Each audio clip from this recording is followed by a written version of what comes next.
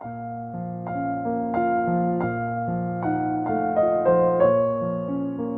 father was a foreign student, born and raised in a small village in Kenya. He grew up herding goats, went to school in a tin roof shack. His father, my grandfather, was a cook, a domestic servant to the British. But my grandfather had larger dreams for his son.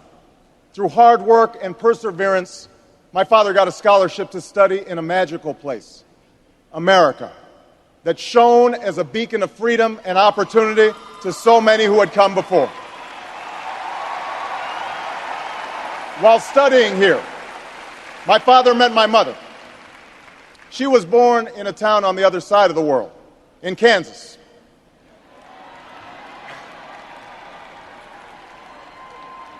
Her father worked on oil rigs and farms through most of the Depression.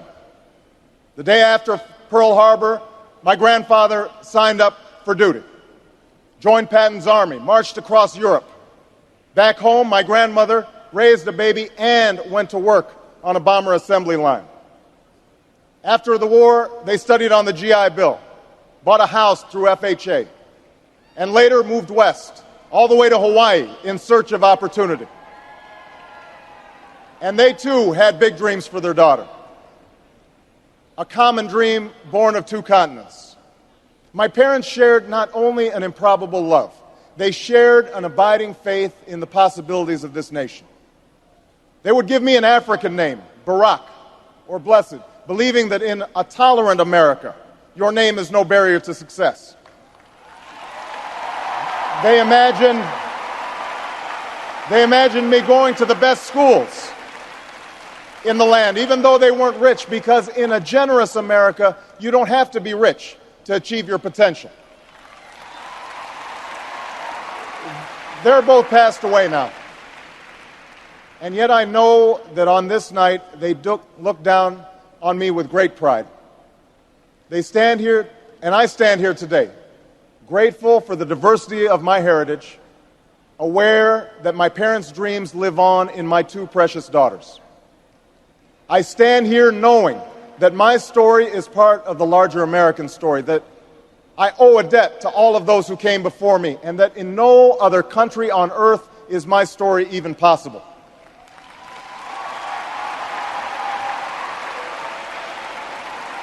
Tonight, we gather to affirm the greatness of our nation.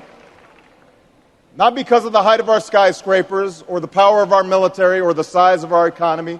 Our pride is based on a very simple premise, summed up in a declaration made over 200 years ago. We hold these truths to be self-evident, that all men are created equal,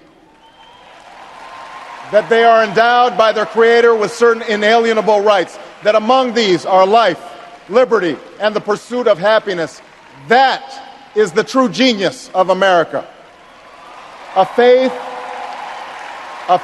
in simple dreams, an insistence on small miracles, that we can tuck in our children at night and know that they are fed and clothed and safe from harm, that we can say what we think, write what we think without hearing a sudden knock on the door, that we can have an idea and start our own business without paying a bribe, that we can participate in the political process without fear of retribution, and that our votes will be counted, at least most of the time.